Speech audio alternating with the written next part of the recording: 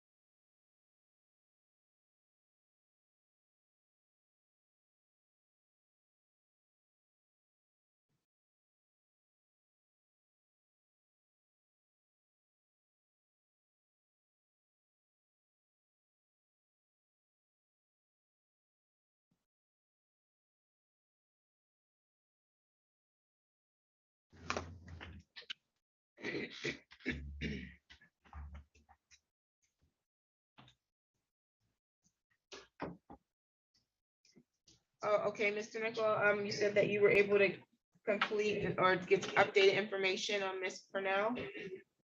Yes. Okay, so Ms. Purnell is scheduled for an exam next week. What I'll do is I'll continue to examine. We'll treat it as a PCC. Thank you, Your Honor. Okay, so Ms. Purnell, we'll see you next week on the 21st at 8:30, because we're going to resubmit your application for public defender. I'll treat next week as another probable cause conference, and we'll address any timeline if necessary at that time, okay? Yes. Okay, do you have any questions?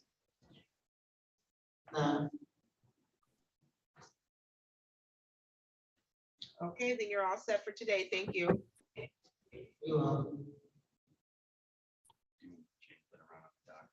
Thank you, Your Honor. Leave it at six. Thank you, Mr. Nichol. Leave it at six.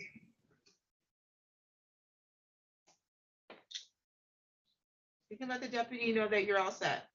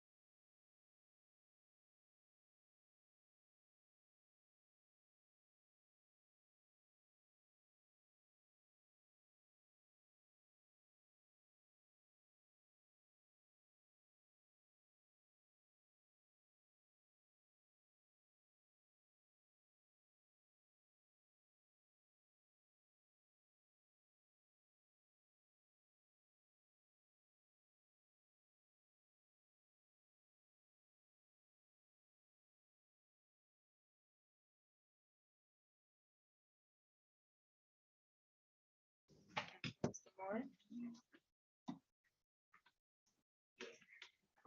To table it.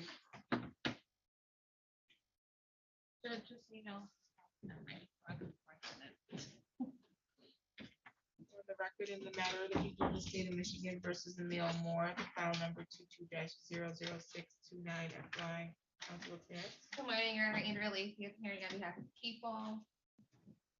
Your Honor, I can step in briefly on behalf of Mr. Moore for this appearance and disappearance only. I do have an update from our office.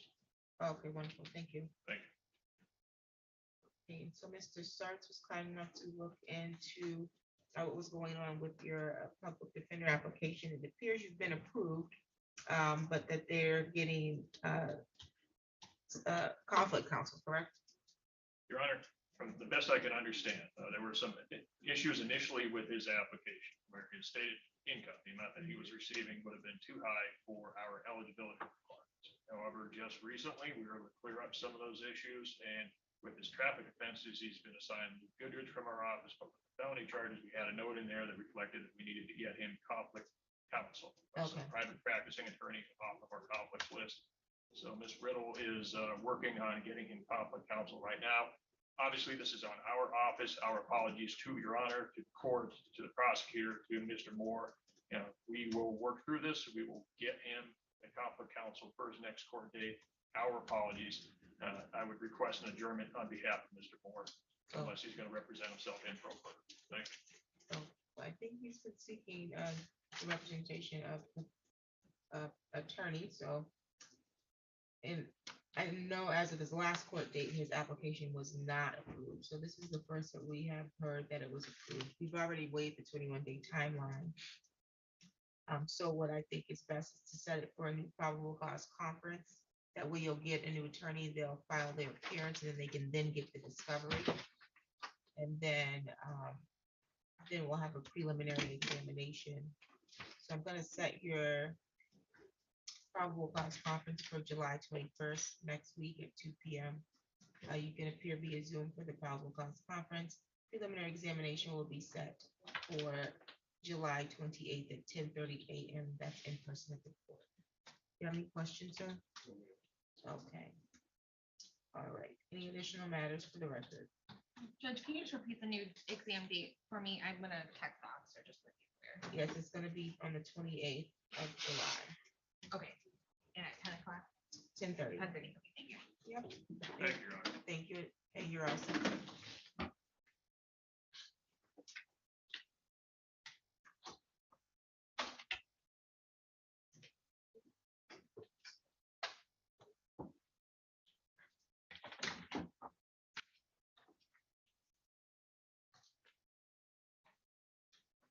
And are we still waiting for witnesses on the 10:30s? Yeah, on Edwards, yes, on Harrington, I don't know anything about Harrington. It's Adam Pfeiffer's case. I can Okay. text him.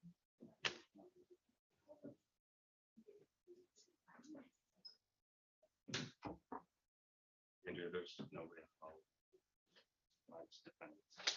I'm just gonna text Adam because I don't know if he's waiting and I don't know if he's waiting and I'm not. It's actually this. She was summoned for. Oh, is she here? Doesn't come in.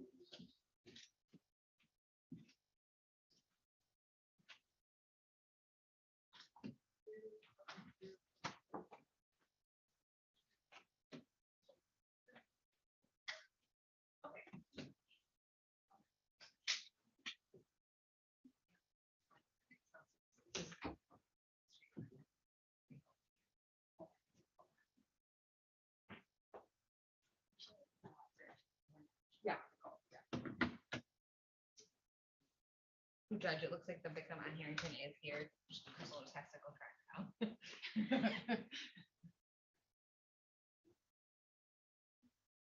Okay, Mr. Sarge, did you need to talk to Harrington or are we running him? We're ready to go. Okay, well, we can bring Harrington up.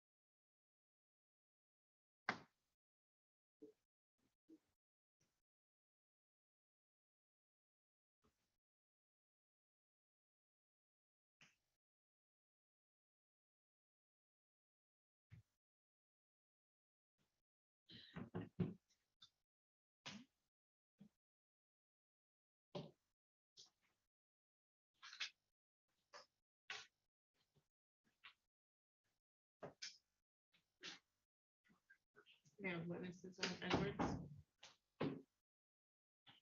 There's one officer is on his way when I contacted him a few minutes ago. He should be here. Walking in the building. Then I'm hearing, Crystal just trying to track down the witness. The witness is here. I don't know where she is in the building.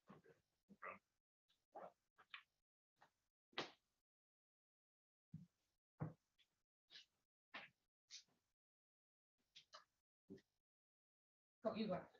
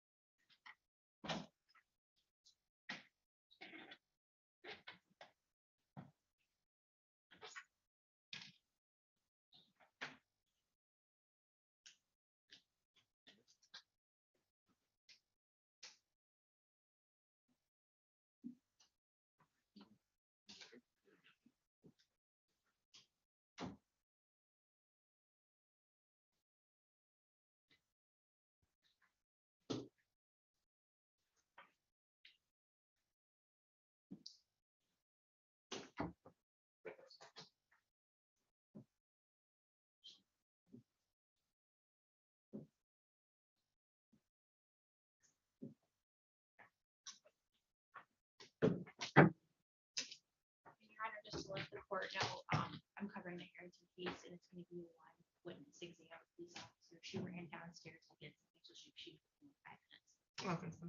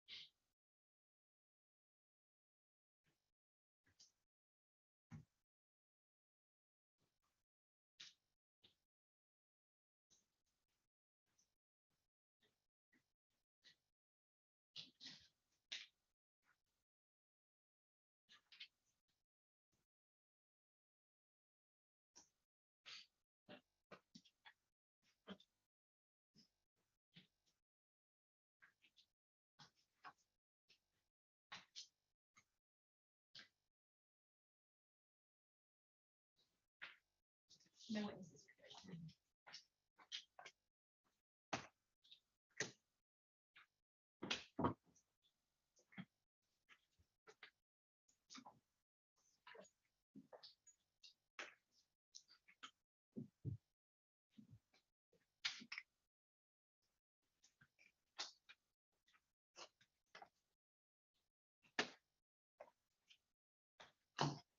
On the record in the matter of the people of the state of Michigan versus Kendrick Harrington, file number 22-01555 FY. Council appearance. Good morning, Your Honor. Crystal Murphy on behalf of the people standing in for APA of record Adam Piper. Good morning, Your Honor. Jacob Sargent, Fourth Assistant Public Defender, here on behalf of Mr. Harrington. He's present in the courtroom. He's standing to my right, that counts. Thank you. How are you, Mr. Harrington? No problem. Today's the date that's set for a preliminary examination, and my understanding is we're ready to proceed. Are there any preliminary matters? Just very briefly, Your Honor, the people would move to admit the pretrial release order that's the basis for count 3, the aggravated stalking count. This order has been, it's a certified copy of the order. I wasn't sure how this court does it in particular, if the court marks it themselves or if I should mark it as People's Exhibit 1, but this would be the only preliminary matter for me. Okay, we can get you an exhibit. It's certified. Is there any objection to that? I'm showing the exhibit to Mr. Harrington. It appears to be certified from this court, Your Honor, so I would have no basis to object to it. Okay, People's Exhibit 1 is admitted, and we'll get a sticker for it. Thank you, Judge. And you can call your first witness unless you have a preliminary matter. Just the standard sequestration order, Your Honor. I don't anticipate an issue here. It's my understanding it's only one witness is being called, but still. Thank you. Okay, sequestration order is granted. You can call your witness. Thank you, Your Honor. The people call Officer Ashley Anderson. Can you raise your right hand? Do you solemnly swear or affirm the testimony you're going to give is the truth and the whole truth under Yes, penalty of perjury? Thank you. You can have a seat there. So you can, I'm sorry, counsel, you can proceed. Thank you, Your Honor. Good morning, ma'am. Can you please again state your full name? I'm Ashley Elizabeth Anderson. And how are you employed? I'm an employee of the Lansing Police Department, And what's your job title there? police officer. And were you working as an on-duty police officer on or about the date of May 21st of 2022? I was, And were you working alone that day or with a partner? I was alone. Did your duties as an on-duty police officer take you to the area of 5923 Selfridge? They did, yes. And is that in the city of Lansing, It is, Ingham County? correct. What's at that address? So it's a residential neighborhood and it was just a house, not a townhome or anything like that, just a house. Okay, what was the nature of your run that day? So the original call was a late domestic assault. Okay, were you wearing a police uniform that day? I was. And can you describe the uniform that you were wearing? So I had my police badge, uniform, including firearm, equipment, ballistic vest, patrol car, everything marked. Okay, fully marked patrol Fully vehicle? marked, correct. Okay, and when you arrived at that location, what happened? What was the first thing that happened? I went up to the address and I made contact with the homeowner, And who is the homeowner? Ms. Bartlett.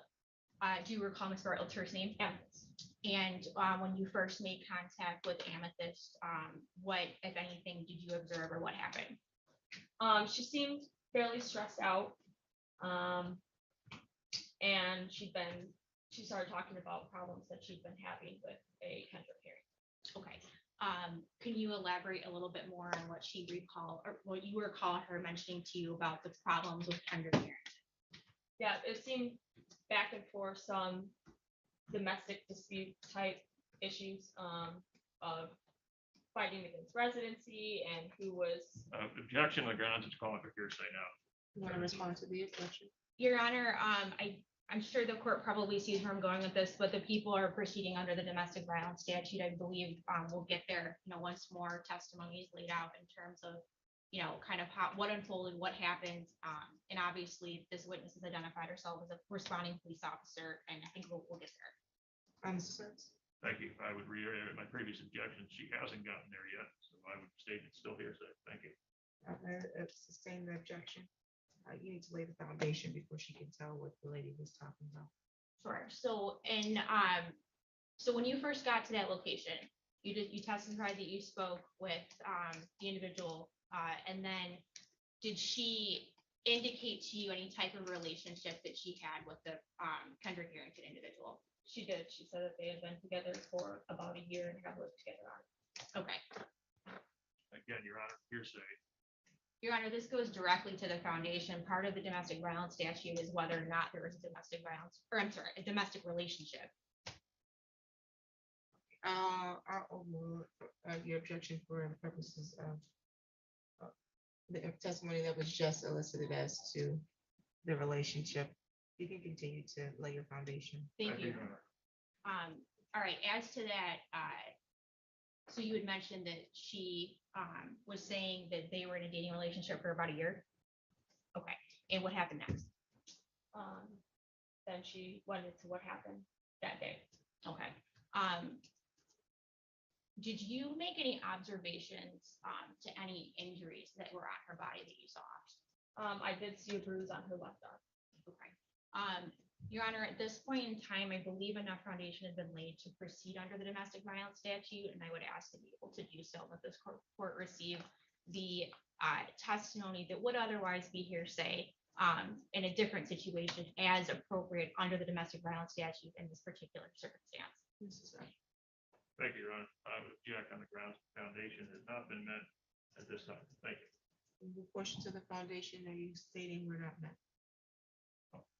Review the statute, Your Honor. There's still questions about the liability of the statements. There's still additional factors which the prosecutor has not laid out. And at this time, I would reiterate my objection for potential hearsay statements coming in through this officer based on the testimony that's been provided. So At this point, I would agree that the only foundation you laid so far is that there was some observation of bruise, some indication of an altercation of some sort. I do think you need to lay some further foundation. So I'm going to sustain the objection. Sure, Your Honor. So in terms of the nature of the run, you had mentioned that, it was a domestic violence run. Is that correct? It's a late domestic assault report. Okay, and how do you get, through what means do you get, the information when you go out for a particular call? How does that happen? What's the process? So it could be a number of different things, but dispatch usually sends us and they can have a victim call in this instance and amethyst would call Okay, to report the assault. okay, all right, so the amethyst, who called to report the assault, when you got there, you mentioned that you had observed a bruise, that you had spoken with her. At that point in time, did you speak with her inside the house or outside the house? We were inside this.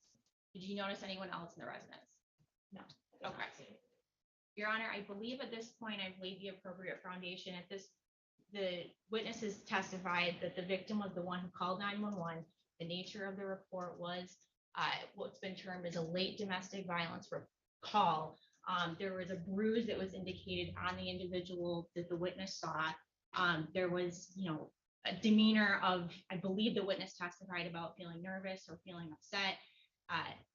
The statement would have been given to a police officer. At that, Your Honor, I believe sufficient foundation has been laid, under 27C. Thank you, Mr. Sachs. I would reiterate my previous objection, Your Honor, lack of foundation. Thank you. I think that you've laid sufficient foundation. The objection is overruled. You can proceed. Thank you, Your Honor. Okay, so at that point in time, when you began your conversation with Amethyst, what happened? How did it begin? What was the start of it? So my typical way of asking of how things went is just to ask what happened today. And she went on to say that she heard a loud boom in the back of the residence, in the kitchen area where there's a back door. She went to go look and then she saw Mr. Harrington pushing his way to the residence. Did she describe how he pushed his way into the residence? Yeah, so she stated that the back door does not lock. So she has a bunch of things pushed up against the door, and that he was bodying his way through, pushing those things back. Okay, then what did she indicate happened next? They both started arguing, both were insulting each other, yelling at each other. And then at one point, she went into the back bedroom and she had been calling him a bitch, and he was getting upset about that, told her not to call him that again. She did it again, and then he came to the back bedroom and attempted to slap her with an open palm. She put her arms up in defense, and so it only made contact with her arms. Okay, but she indicated that he slapped her, he made physical contact with her. Okay, what happened after that? She stated that she was gonna call the police, and then he said she would regret it, and he left. He meaning the defendant? Here, Mr. Harrington. Okay, said Mr. that- Harrington. yeah, Mr. Harrington said that she would regret it. and Mr. Harrington then left. Okay. Did, Miss Bartlett, Amethyst Bartlett, did she indicate anything else that happened? Not that I recall, she did mention that that bruise occurred a few days prior, when he had come into her residence. Okay, did she, when she indicated to you that he came into her residence again prior to this particular date, did she give you any more background about that other interaction? She did. She stated that the two had been arguing once again, and that time, she'd asked him to get out of her house, and he pushed her down onto the ground, and that's what caused the bruise. Okay, did she share anything else? Not that I can recall. Okay, do you recall approximately how long that you spoke with her? I do not know the exact. Okay, fair to say though, there was a point in time where the conversation ended? Correct. Okay, and after the conversation ended, what if anything did you do in your job capacity? So she had mentioned that he was staying on the dead end of Sawyer Street. She didn't have an exact address. So I went to go see if I could locate him there. She had mentioned he was driving a red and white moped, so I went to go look for that moped. And then I also figured out that there was a PA 53 violation, so I ran him in lean. And if I can ask you, how did you figure out that there was a PA 53 violation? Running him in lean. And this may sound like a silly question, but what does running and lean mean? So we run an individual's name and date of birth through our law enforcement information network to determine if they have warrants or a valid license or if they're suspended, and address, a bunch of different things that we can use. Okay, so at some point, did Miss Bartlett give you the Mr. Harrington's date of birth in order for you to figure out who he was and look him up? I do remember her saying that he was born in 71. I do not recall if she had the exact dates of his date of birth. Okay, all right, so when you run someone in lean, are you able to see a photo of them? I am. Okay, did you have an opportunity to see a photo of a Mr. Kendrick Harrington? I did. And would you be able to recognize that person if you saw them today in court? Yes. And do you see that person today? in Objection, court? Your Honor. Lack of foundation for purposes of identification.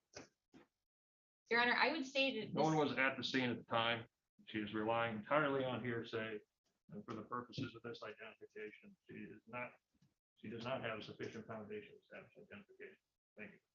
Your Honor, identification can be made circumstantially. She testified that part of her job, well, in a sense, is to run an individual in lean. She talked about the process. She talked about how a picture comes up and that she saw the picture and she'd be able to recognize that person based upon the information that she got from the victim in the case, and that she in fact saw that person and she sees that person here today in court. So from a circumstantial aspect, I would say that it's an opposite. Never What description.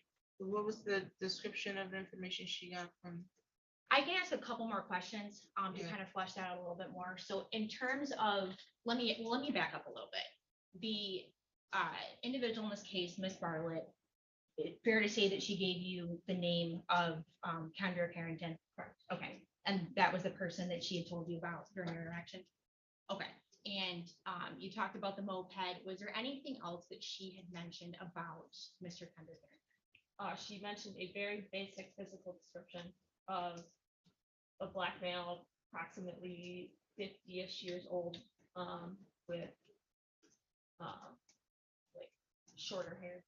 Okay, and based on that, you had mentioned that you ran the individual in lean. And how does, when you run someone, you mentioned the picture, how does the picture come up? It comes up as like like a profile picture of someone's face. Okay, correct me if I'm wrong, but is that what's commonly referred to as a driver's license picture? Yes. No, it is? Yeah. Okay, all right. Correct.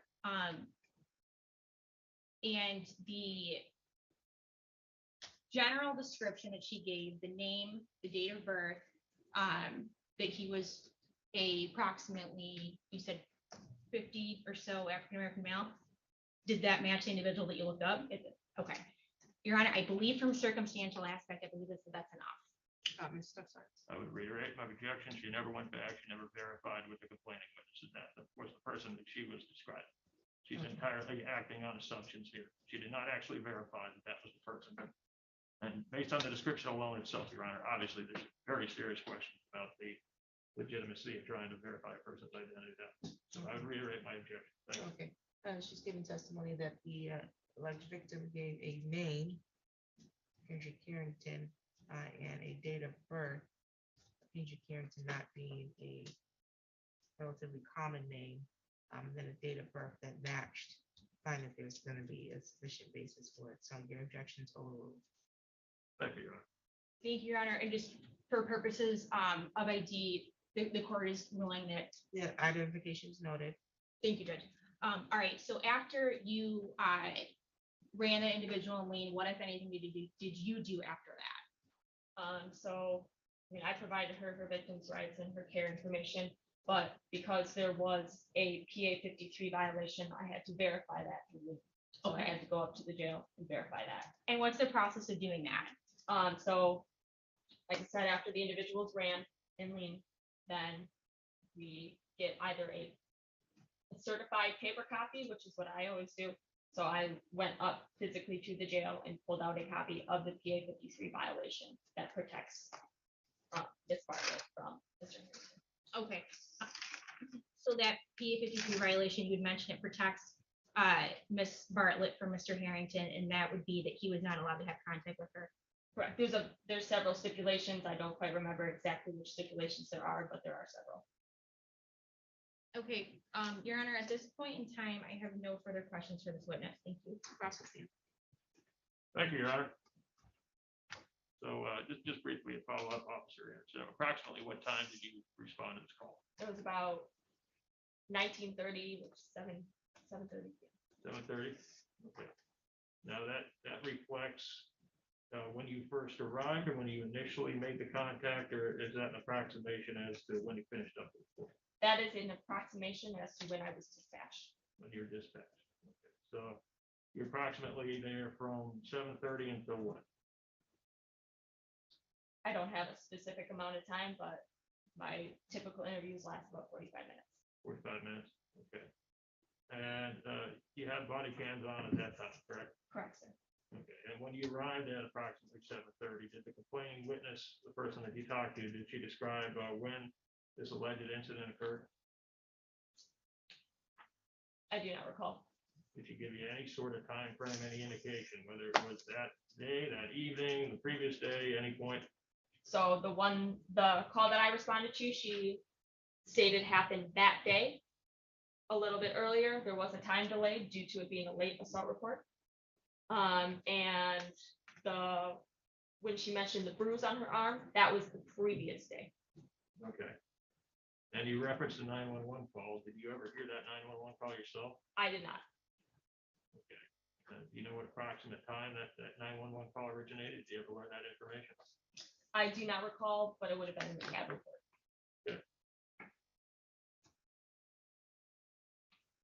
And when you responded to the scene after talking to the complaining witness, did you follow up with any initial investigation? Did you, for example, look at signs of injury? I'm sorry, will you repeat that question, please? Sure. After you talked to the complaining witness, after she gave you those statements, did you look for signs of injury? Yes. Okay. Yes. So she showed me the one on her arm. She stated it was just a slap today. I did not observe anything on her forearms or. My apologies. I should clarify. In terms of the property itself, did you see any broken door frames? Did you see any signs of entry into the building itself?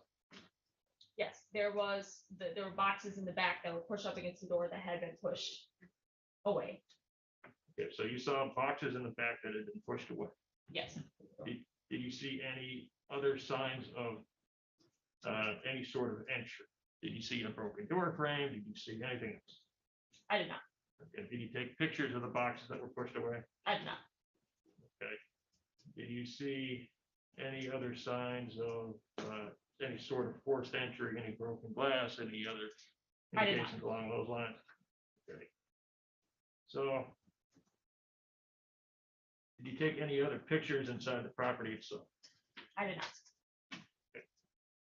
So the only pictures you took then were what? Just the complaining witness? Correct. And you're the only officer who responded to the scene? Correct. Okay. And the person that you described that you saw through the lien information, you did not go back and verify that that was that individual with the complaining witness, correct? I did not. Not find anyone else to see it. I did not. And how long have you been employed as a police officer? Approximately a year and a half at this time. So it would have been a year and a couple months. Okay. And did you take any other evidence from the scene at the time? Did you put any evidence in a bag or anything like that and process later? I did not. Sir. Okay. And what were the lighting conditions like inside the house at the time? It was well lit. It was still summer, so it was well lit. Okay. And you had your body cam on at the time that you went, correct? Correct. Did you make any subsequent visits over to that address? Or did you talk to her later at any point? I believe I did not. I know I did search the area for Mr. Okay. But you did not find anyone by that name in the general area, correct? Did not, sir. Okay. And in terms of the layout itself of that back room where you saw the boxes, could you describe what that looked like? So it was a kitchen, and then there was a couple steps down to a back door. But the kitchen itself was extremely messy. So there was boxes pretty much all over, and there were boxes right by the door that had been pushed back. She had indicated that those were the boxes she used to push against the door, and they were further from the door. Further. And according to her statement, there were never any threats of physical harm or anything along those lines, correct? It's just, what was the alleged threatening statement that she described? I do not recall.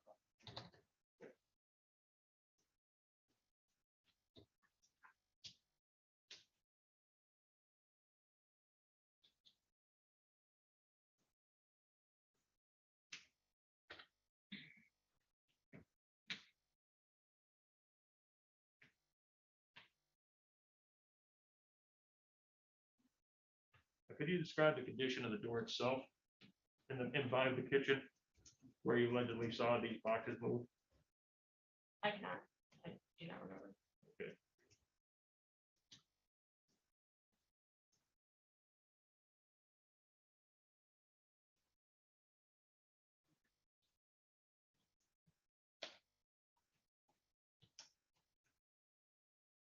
And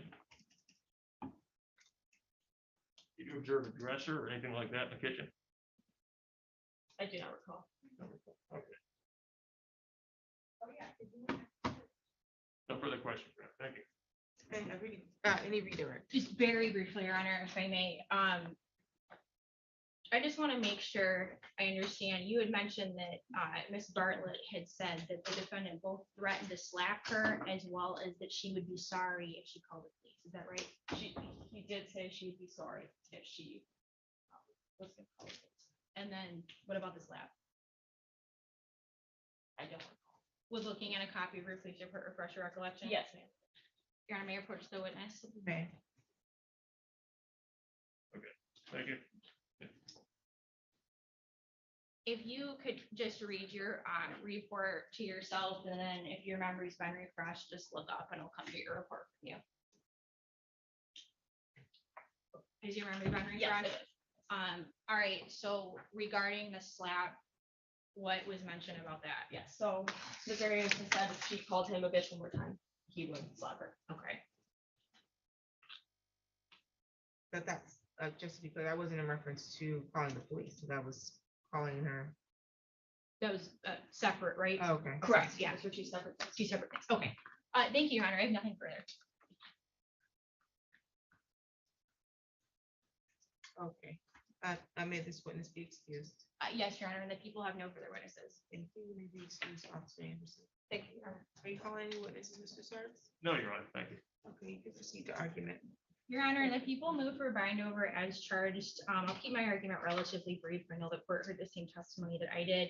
As to count one, home invasion, first degree, there was testimony from the officer that the individual, in this particular case, the complaining witness, Amethyst Bartlett, mentioned that the defendant forced his way into a door that otherwise did not latch or lock, and that some heavy things were pushed up against it.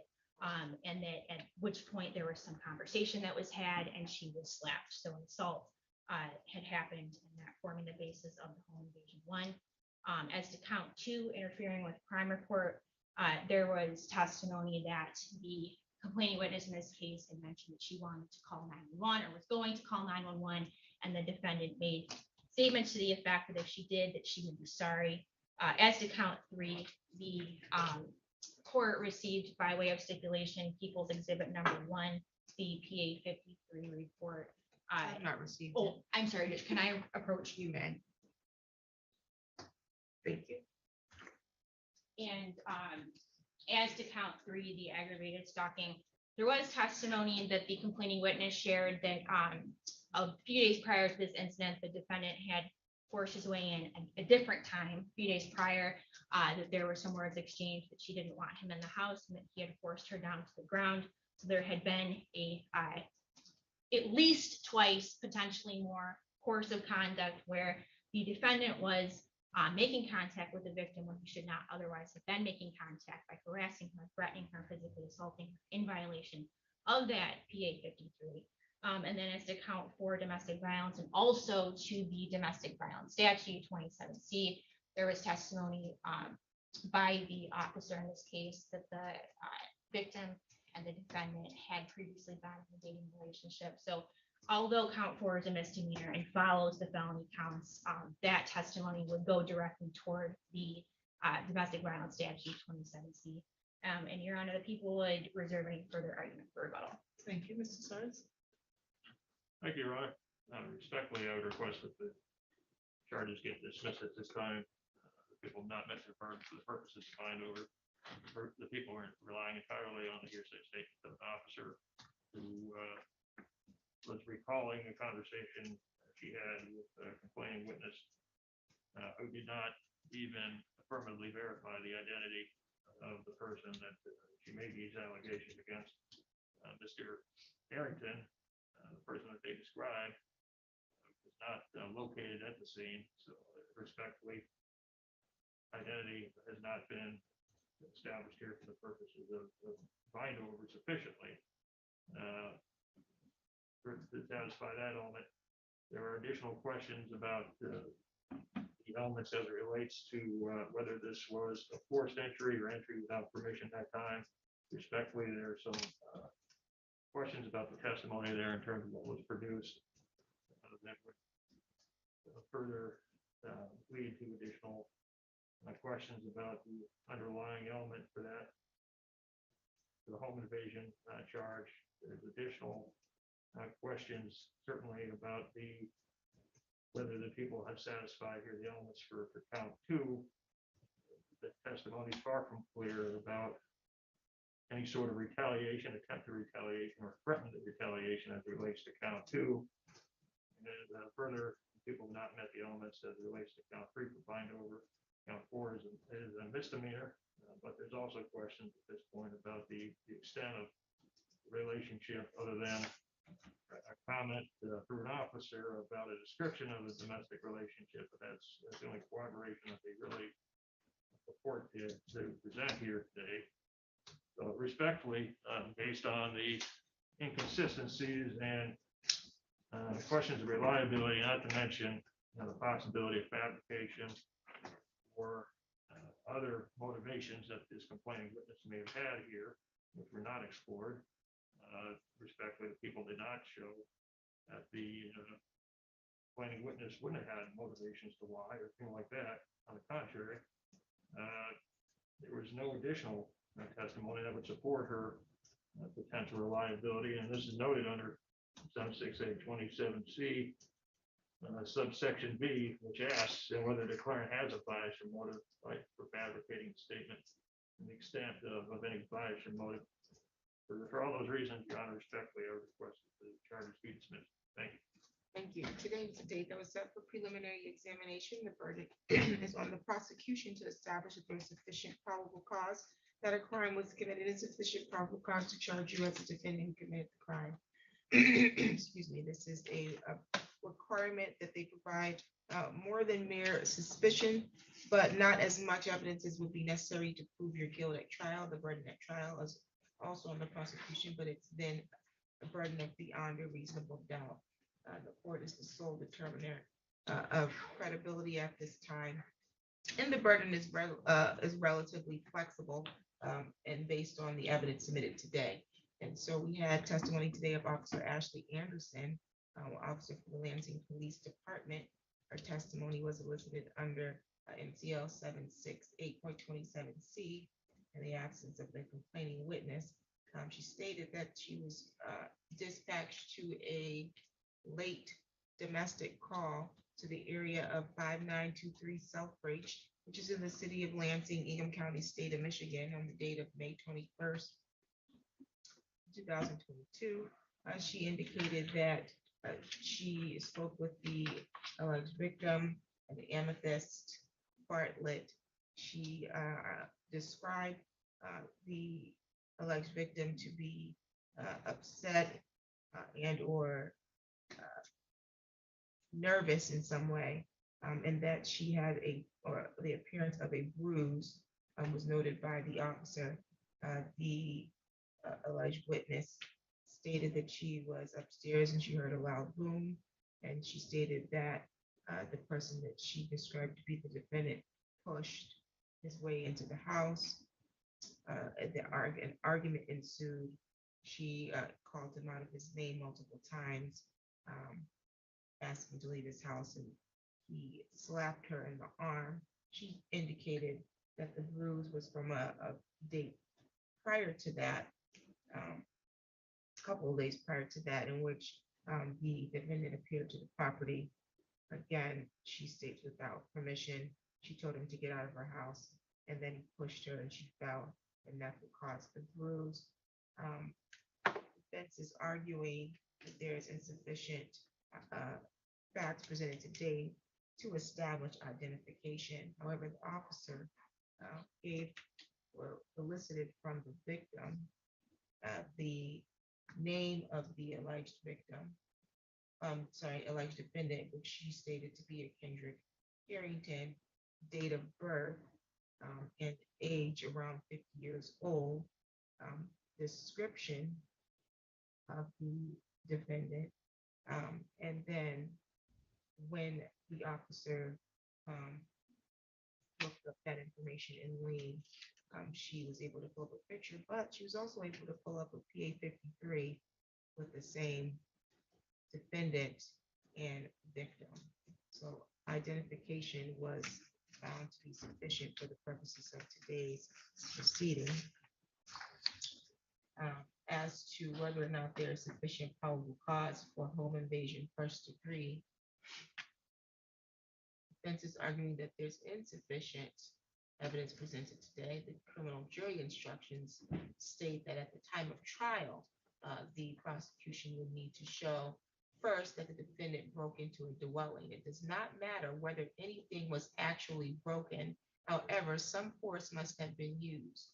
Opening a door, window, raising a window, or taking off a screen are all examples of enough force to count as breaking. Entering a dwelling through an already open door without using any force does not count as a breaking.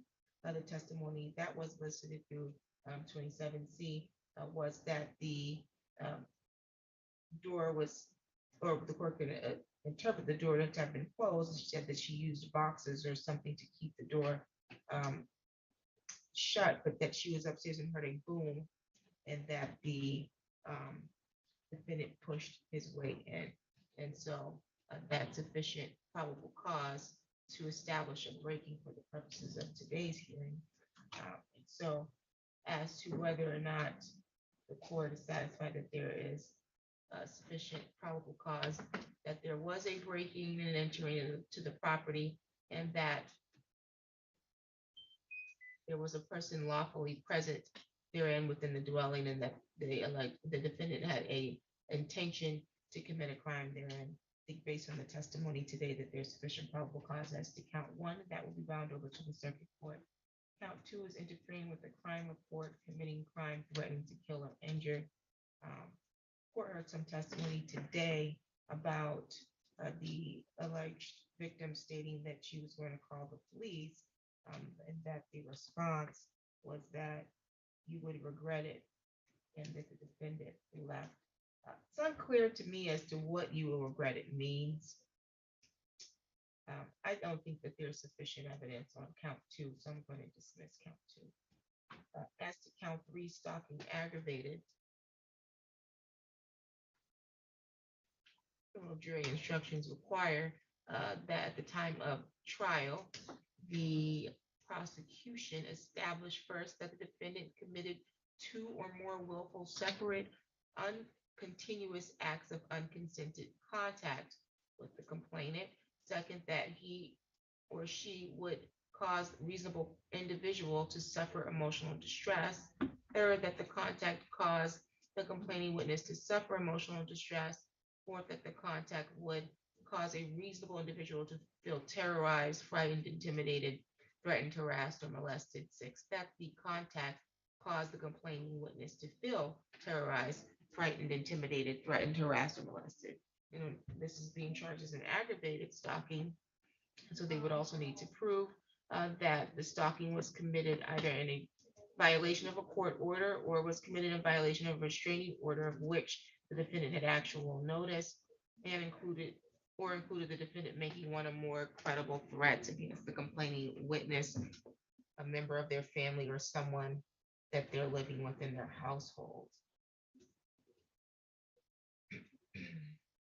The testimony today was that there was two uncontinuous incidences on two separate dates in which the defendant entered the property of Ms. Amethyst Bartlett, one being on the 21st of May, 2022, the other being the incident she described a couple days prior, in which she stated when she asked him to leave, he pushed her and she fell, and that's what caused the bruise. She indicated and or appeared to be in fear and nervous when the officer was speaking with the victim at the date of the incident. I think that this will cause a reasonable person to be in fear, terrorized, frightened, or intimidated. And there was a court order here by way of a PA 53 pretrial release order signed by Magistrate Faulkner on February 19, 2022, indicating that Mr. Kendrick Ramon Harrington, date of birth 12/18/1971, was not to be within 1,500 feet of wherever Ms. Amethyst Bartlett lived, worked, or go to school, not to have any contact directly or indirectly with Ms. Amethyst Bartlett, and not to assault, harass, intimidate, beat, molest, wound, or threaten. The court is satisfied that there's sufficient probable cause as to count three, aggravated stalking. That will be bound over to the circuit court, and count four is a misdemeanor and will be bound over with the count one and count two.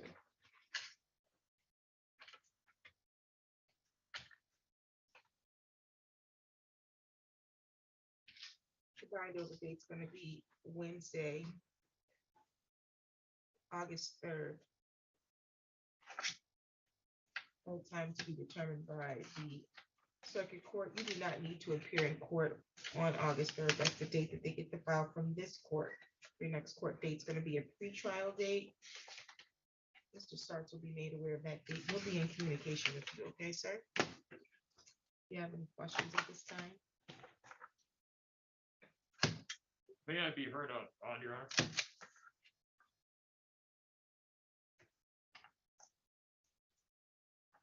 Give me just a moment. Yeah. I didn't hear his response. He said no questions. I have no question. No question, Your Honor. But may I be heard on? Yes. Thank you. Respectfully, I would request a bond reduction for Mr. Harrington at this time. He has potentially quite a long road here, as Your Honor is aware. There is a significant backlog of cases up at circuit court. Circuit court judges have been working through their caseloads as efficiently as they can, but due to the COVID-19 pandemic, we're still down to only selecting a jury per day during the week. So as a result, it could be an extended period of time before Mr. Harrington sees an eventual trial date on this. And while these charges are serious, Your Honor, he is presumed innocent. These are just allegations.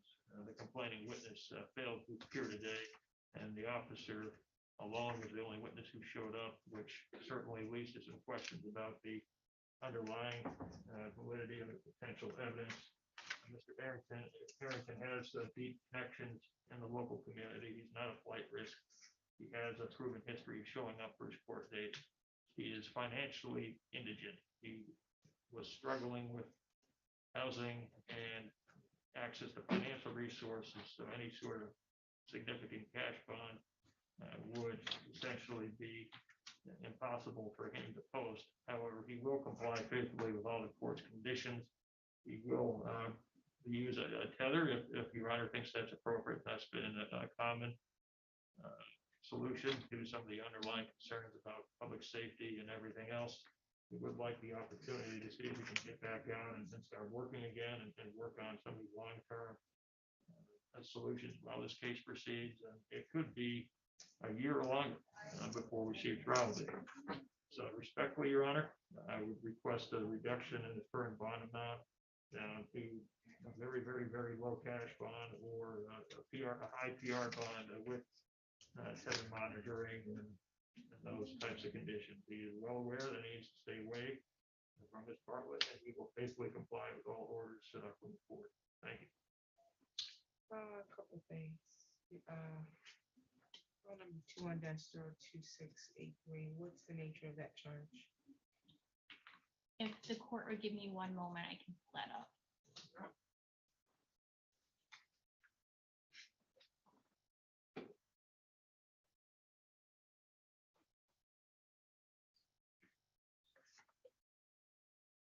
I'm assuming it's assaulted because it's the victim.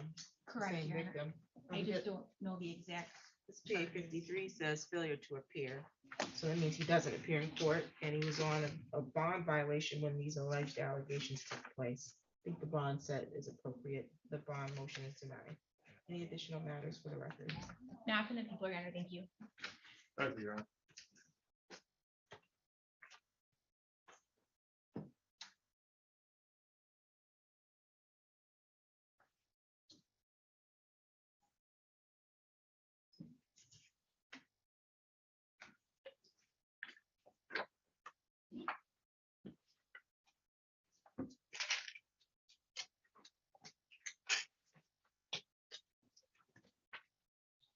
Okay, and then we'll see if you can, oh, Miss Lacy's here. Miss Lacy, are we running the other exam? I don't know. I'm reading it numbers down. I know she's posting it, but I don't know. Going over it on. Your Honor, may I report for the exhibit?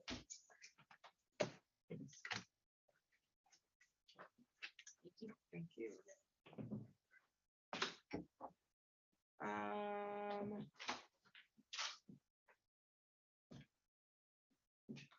Mr. Meineke, Good morning, Judge. good morning. Sorry for the delay. It does appear that you're the only party here on this. Yeah, we've reached a resolution, Judge, so I can put it on the record, and we're going to withdraw our motion for entry of judgment. Okay, on the record in the matter of TNT Financial Incorporated versus Jamila Bradley, file number 17-021, 68 UCE. Can I have your appearance, please? Good morning, Your Honor. James Meineke appearing on behalf of the plaintiff TNT Financial Inc. P400510. I'm the attorney of record. There's a date that was set for a motion to enter judgment, but it says that you all reached an agreement. You can put the terms on their record. We have, Judge. We entered into a stipulation for dismissal subject to reinstatement back in 2017. Due to a whole bunch of circumstances beyond both of our controls, it got pushed back for quite a ways. Ms. Bradley made an agreed significant payment of $500 to have this hearing withdrawn by the plaintiff. So we're trying, we have monthly payment arrangements under the previous agreement that we have filed with the court. We're going to continue with that. So at this time, TNT Financial is going to formally withdraw its motion for entry of judgment and allow Ms. Bradley to continue to make payments on the balance. Very good. That motion will be withdrawn and should continue to make monthly payments. Any additional matters for the record? Nothing further today, Your Honor. Thank you. Thank you. Have a good one.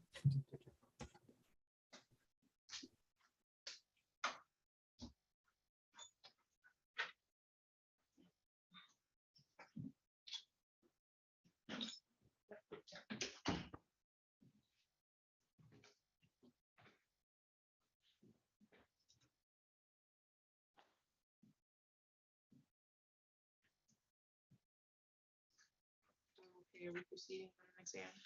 It's my understanding it's gonna be. Or request for adjournment.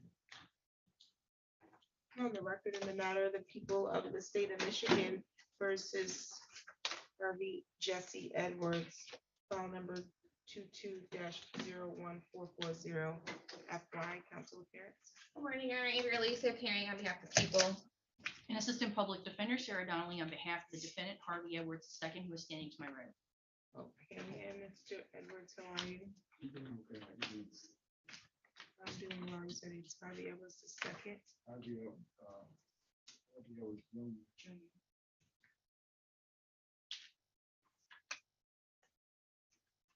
Sit down, Junior. Didn't say junior on any of these documents. No. Okay, we need to update that. What year were you born, sir? 1963. Jesse Lee Edwards Jr. Junior? Okay. Today was the date that was set for a preliminary examination. To my understanding, is there's a request for an adjournment. Yes, Your Honor. I did speak with Ms. Donnelly this morning. We do have a witness here, would be able to run the exam. However, I know that Ms. Donnelly was just took over for Mr. Petrovich. So we got to talk about potential offer this morning, as well as some of the evidence. It's my understanding that there's going to be a request for an adjournment based possibly on the revised offer that I made to Mr. Edwards. And I can place that on the record if you would like. Can you do so at this time? The offer would be for Mr. Edwards to plead guilty to an added count 2 of assault and battery, contrary to 750-8 or period 81, which is of course a misdemeanor. In exchange for that plea, the people would agree to dismiss the original count. Very good. Ms. Donnelly. Yes, that is what we would be agreeing to today, is adjourning it. I'm not exactly sure if we've waived the 21-day or it's been waived already, but we would be okay with that. My notes indicate that on the 24th, I found good cause because discovery was still pending. Okay, so we don't need to address the timeline, but he was recently given a new offer that he should probably consider. We were recently placed on the file. So I think you'll both benefit for some time to discuss this further. So I can reset this matter.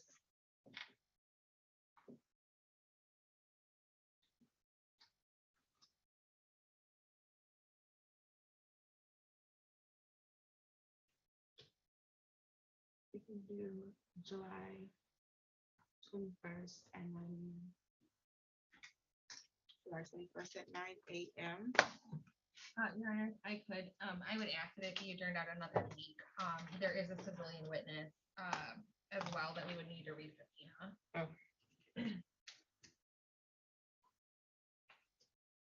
We can do July 28th at 9 a.m. Thank you. Any additional matters for the record? None for defense, thank you, Your Honor. All right, we'll get you a copy of your notice and you'll be all set, okay, Mr. Edwards? Thank you.